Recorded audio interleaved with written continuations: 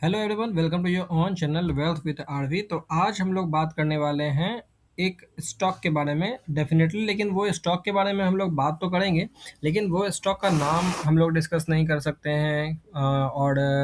वो स्टॉक का growth expect कर सकते हैं, पास्ट ग्रोथ देख सकते हैं, रिटर्न रेशियोज वगैरह एनालिसिस कर सकते हैं। तो एक्चुअली ये वीडियो होने वाला है उस स्टॉक के एनालिसिस पे। स्टॉक का नाम डेफिनेटली डिस्क्लोज नहीं होगा। अगर आप लोगों को स्टॉक का नाम डालना है तो आप कमेंट कीजिएगा, मैं आपको रिप्लाई दे दूंगा। लेकिन स्टॉक का नाम जानना वो इतना इम्पोर्टेंट नहीं है, स्टॉक का मूवमेंट एनालिसिस करना इम्पोर्टेंट है। तो आप लोगों ने अगर फर्स्ट टाइम इस चैनल पे आए हैं तो चैनल को सब्सक्राइब कर दीजिएगा और बेल आइकन प्रेस कर दीजिएगा ताकि हम लोगों का वीडियो आपको रेगुलर मिलते रहे। तो चलिए आते हैं उस स्टॉक के फंडामेंटल रेशियोज पे। मार्केट कैप 18,622 करोड़ का मार्केट कैप है।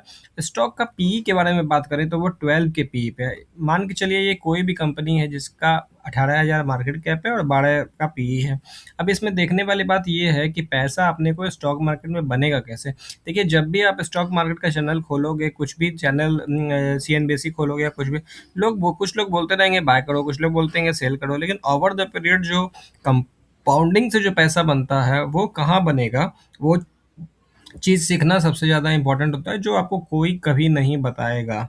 लेकिन आपको मैं ये चीज़ डेफिनेटली बताऊंगा, क्योंकि मुझे ऐसा लगता है कि स्टॉक मार्केट से अगर कोई भी पैसा बनाता है तो over the longer period of time एक अच्छा पैसा बनता है।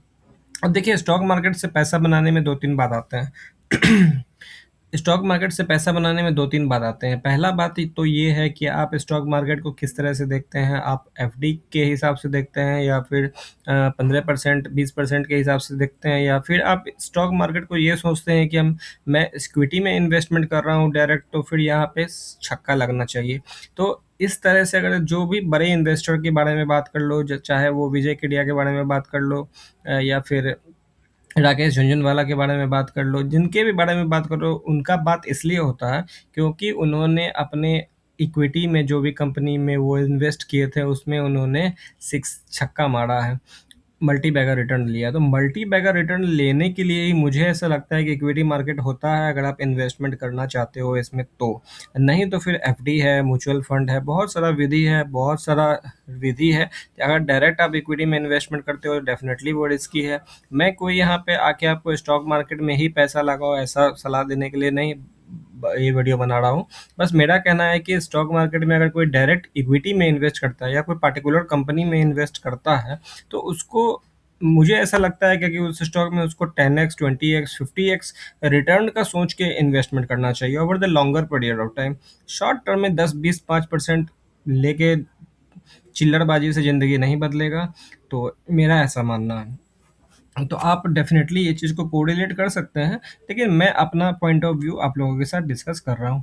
तो यहाँ पे स्टॉक के मार्केट कैप के बारे में बात करें तो डेफिनेटली देख ही चुके हैं, सब चीज़ सामने में है। आरओई इंपॉर्टेंट होता है देखना, 28%। आरओई क्या होता है नहीं पता है तो उसके लिए बहुत सारे वीडियो पड़े हुए हैं ऑलरेडी,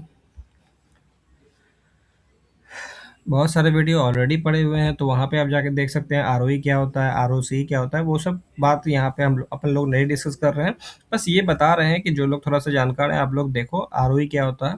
28% यहाँ पे आरओई है, ठीक है। और यहाँ पे ईपीएस ग्रोथ के बारे में बात करें तो 141 3 साल का, 5 साल का ईपीएस ग्रोथ 33%, और 7 साल का ईपीएस ग्रोथ 16% के हिसाब से इसका अर्निंग आया है इस कंपनी का, ठीक है। और ये कंपनी का स्क्रीनशॉट जो मैंने लिया है स्क्रीनर से ही लिया है, तो ऐसा नहीं है कि ये नहीं है, एग्जिस्ट करता है ऐसा कंपनी। ऐसा मत सोचना कि ये कंपनी ही एग्जिस्ट नहीं करता, ये कंपनी डेफिनेटली एग्जिस्ट करता है और 12 के पीई पर अवेलेबल है, और ये सब इसका रिटर्न रेशियोज है। और सेल्स ग्रोथ 6.5 7% के आसपास अभी का है इसका। तो अब इसमें बात देखने वाली बात क्या है कि इसका ईपीएस ग्रोथ तो बहुत ही अच्छा है। प्राइस कैसे बनता है, पी इंटू ईपीएस, सीधा बात है। जो भी पी मार्केट देगा, जो भी अर्निंग कंपनी लेके आएगा, दोनों को मल्टीप्लाई कर दीजिए और क्या बन जाएगा, करंट मार्केट प्राइस, ठीक है। तो पी के हिसाब से आप इसका प्राइस निकाल सकते हैं। चलिए अब आगे बढ़ते हैं। अब इसका जो प्राइस था 18 मार्च 2016 में, ये 10 साल का चार्ट मैंने लगाया है। 10 साल का चार्ट देखने के बाद ये लग रहा है कि इसका प्राइस जो था वो 472 था। कब? 18 मार्च 2016। उसके बाद इसका प्राइस आज के डेट में बढ़ के कितना हो गया है? आज के डेट के बारे में अगर बात करें तो इसका प्राइस चल रहा है 1019, जो कि 800 से आपको जो है सॉरी 800 नहीं, 400 समथिंग जो था। तो 400 समथिंग से जो है ये प्राइस अभी कितना चला गया है? 800। ठीक है, तो इसको हम लोग ऐसे देखते हैं, पहले कितना प्राइस था? पहले इसका प्राइस था 472। तो 472 से बढ़ के ये इसका प्राइस कितना हो गया? 472 से इसका प्राइस बढ़ के हो गया 1019। कितने साल में? 10 साल में। तो 10 साल में इसका स्टॉक प्राइस जो है इतना हुआ, 400 से 1000, मतलब क्या हुआ? 4 दूना 8 4 12, 3 गुना भी नहीं हुआ। तो ये स्टॉक आप क्यों डिस्कस कर रहे हो? आप बात करते हो मल्टी बैगर का 10x 20x 50x और स्टॉक दिखा रहे हो 10 साल में 3 गुना वाला। तो ये तो बात सही है, ठीक है, 3 गुना है, लेकिन इसमें देखने वाली बात ये है कि इसका बार बार, ठीक है। अब इसमें इंपॉर्टेंट क्या है? ये तो 3 गुना हुआ 10 साल में। अब इसमें देखो ये चीज़ कि इसमें बार-बार जो है पी कॉन्ट्रैक्शन और पी एक्सपेंशन हुआ है इस कंपनी में, ठीक है। ये जो भी कंपनी है, पहले ये 56 के पी पे था 10 साल पहले, अभी ये जो है 10 के पी के आसपास ये ट्रेड हो रहा है। तो 10 के पी के आसपास जो ट्रेड हो रहा है, डेफिनेटली हम लोग चार्ट इसका खोल लेते हैं। 10 के पी वाला 11 के पी पे ट्रेड हो रहा है, ठीक है। तो 11 के पी पे ट्रेड होने वाला कंपनी अभी 12 का पी है। तो कहाँ से आया है? 56 के पी से ये अभी कितना हो गया है? 12 के पी पे। तो ये सस्ता मिल रहा है या महंगा? ये जो भी कंपनी है, ये भी बहुत ही सस्ता मिल रहा है। अब इसलिए अब इसके सस्ता के बारे में बात करो तो इसका मीडियन पी जो है 10 साल का वो 24 है, 24.2, 24 मान के चलते हैं, दशमलव वशमलव बात नहीं करते। और अभी कितना मिल रहा है? 12 के पी पे। तो ऐसा मान सकते हैं क्या कि ये स्टॉक आगे आने वाले 10 साल में मे बी अपने मीडियन पी के आसपास कभी ना कभी पहुंच ही जाएगा, 24 के आसपास। 24 के आसपास तो पहुंच ही जाएगा, क्योंकि 10 साल का मीडियम इतना है, तो मीडियन ही मान के चलेंगे ना, बीच का ही मान के चलेंगे ना, कि अगले 10 साल में भी हो सकता है, 80 भी हो जाए, हो सकता है 100 भी हो जाए, हो सकता है 10 भी हो जाए, हो सकता है 5 भी हो जाए, लेकिन बीच का मान के चलते हैं कि 24, जो कि था पिछले 10 साल में। आगे भी 20-24 मान के चलते हैं, ठीक है। अब इसका कैलकुलेशन करेंगे, मान के चलने का मतलब ये हो गया कि इसका कैलकुलेशन करेंगे कि अगले 10 साल में ये कंपनी क्या हो सकता है। ये इम्पोर्टेंट है। ये इम्पोर्टेंट नहीं है कि पिछले 10 साल में ये कंपनी क्या ग्रोथ दिया है। इम्पोर्टेंट ये है कि अगले 10 साल में ये कंपनी क्या हो सकता है। तो इसका कैलकुलेशन देखने से पहले हम लोगों को ये बात वापस आना पड़ेगा कि इसका हम लोग अर्निंग कितना एक्सपेक्ट करेंगे, तब ना उसके बाद उसके पी पे देखेंगे। अगर मान के चलो कि कंपनी जो है पिछले 3 साल में 141% का दिया, मान के क्या चलो कि दिया ही है, और इस पिछले 5 साल में 33% का दिया है, और पिछले 7 साल में 16% का दिया है, तो आगे आने वाले 7 साल में 20% का ओके रख सकते हैं क्या? आप बोलो कमेंट में कि आप कितना एक्सपेक्ट करोगे इसका अर्निंग पास्ट देख के। एक 10 सेकंड दे रहा हूँ, कमेंट करो।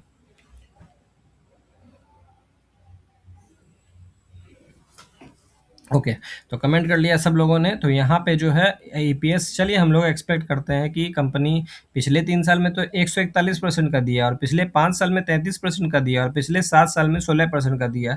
तो अगले 10 साल में 20% चलो दे देगा, ठीक है।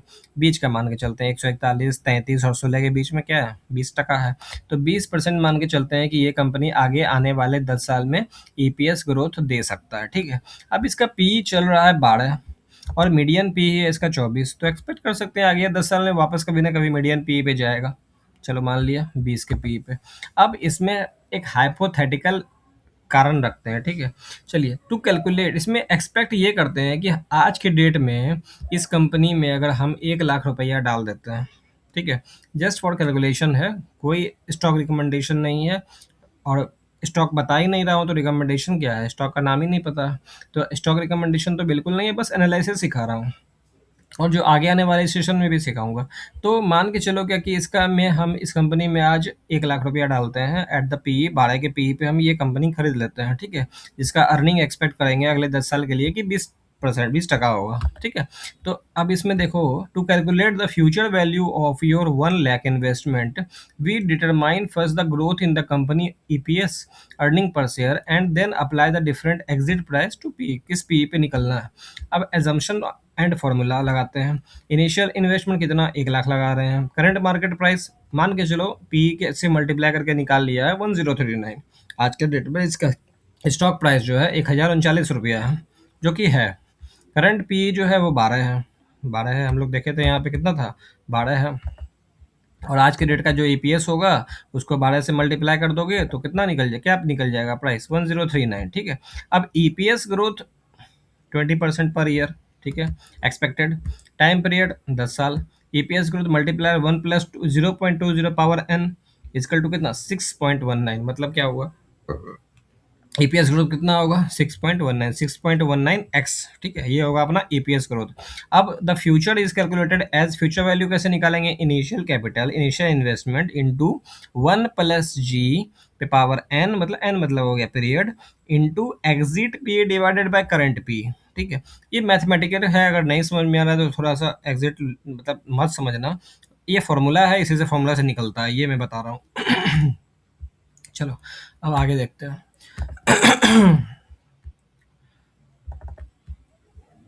अब देखो इस फॉर्मूला पे लगाने के बाद तीन सिनेरियो हम लोग देख रहे हैं। एक तो देख रहे हैं कि 12 के पीई पे क्या होगा अगर ये स्टॉक 12 के पीई पे हम लोग फ्यूचर में निकले, अभी 12 के पीई चल रहा है और मान के चलते हैं कि 10 साल बाद भी अगर जब जिसमें एग्जिट करें ना उसमें 12 ही पीई होगा, अपना किस्मत बहुत साथ नहीं देता है, तो भी ईपीएस ग्रोथ अगर 20% एक्सपेक्ट कर रहे हैं तो उसका क्या होगा वैल्यू, 12 के PE no rerating 1x, P कुछ मल्टीप्लाई नहीं हो रहा है, और प्राइस ग्रोथ फैक्टर 6.19x हो रहा है, जो कि यहाँ पे हम लोग निकाले थे 6.19x से हो रहा है मेरा 1 लाख रुपया का 6,19,174 रुपया, फाइनल वैल्यू ऑफ 1 लाख।